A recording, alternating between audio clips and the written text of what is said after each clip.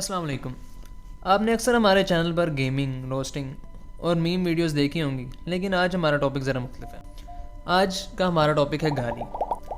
سب سے پہلے تو کچھ سوال میرے ذہن میں گردش کر رہے تھے کہ گالی ہے تو گالی ہے کیا؟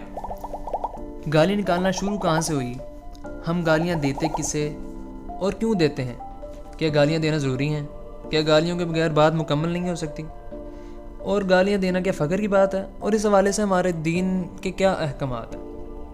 آج اس ویڈیو میں آپ کو اس جیسے بہت سارے سوالوں کے جواب ملیں گے. تو چلیے ویڈیو کی طرف چلتے ہیں. گالی یعنی کسی کو برے الفاظ سے پکارنا یا پھر کوئی ایسا لفظ بولنا جس سے کسی دوسرے شخص کی عزت نفس مجروح ہوتی ہو. یہ کسی کو نہیں پتہ ہے گالی نکلنا شروع کہاں سے ہوئی. یہ میرے حساب سے انسان نے جب بولنا سیکھا ہوگا تو اس نے کسی کو عزت دینے اور کسی کو تکلیف دینے کے طریقے، انداز اور الفاظ بھی نکال لیے ہوں گے.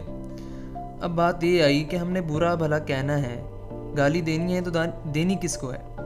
اب ہم نے یہ بھی سوچ لیا کہ گالی کسی بےہودہ یا بے حیا شخص کو ہی دینی ہے جس نے ہمیں نقصان پہنچایا ہو یا جس نے ہمیں تکلیف پہنچائی ہو.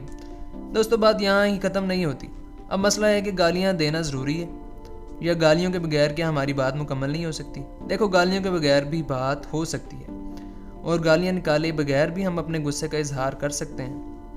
جیسے کہ ہمارے انبیاء اور اللہ کے نیک بندے بھی غصے کا اظہار کرتے تھے مگر وہ گالیاں نہیں دیتے تھے اور اپنی زبان سے کسی بھی طرح اپنی شخصیت کو خراب نہیں کرتے تھے.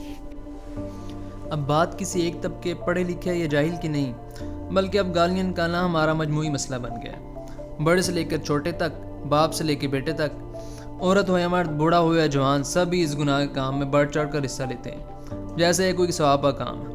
ابھی آپ سب جانتے ہیں کہ ہم میں کچھ دوست ایسے بھی ہوتے ہیں جو گالی نکال کر بڑا فخر محسوس کرتے ہیں، یا پھر جب انہیں گالی نکالی جائے تو بڑے خوش ہوتے ہیں اور اپنے آپ کو باقی لوگوں سے ہوشیار اور چلاک سمجھتے ہیں.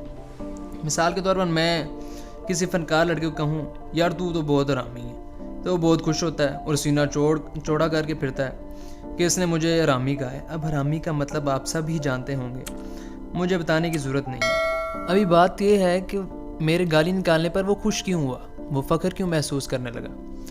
کیونکہ اس کو اس کا مطلب ہی نہیں پتہ. لیکن میں تو جانتا ہوں.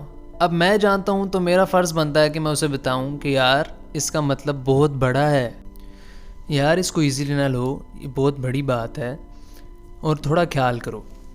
اب آپ ہمارے معاشرے میں دیکھتے ہیں کہ کئی ایسے والدین ہیں جو آپس میں لڑائی کرتے ہیں تو گالم گلوچ کرتے ہیں اور آس پاس ان کے بچے بیٹھے جن کا ذہن ناپختہ ہوتا ہے وہ گالیاں سنتے ہیں اور اپنے ذہن میں بٹھا لیتے ہیں.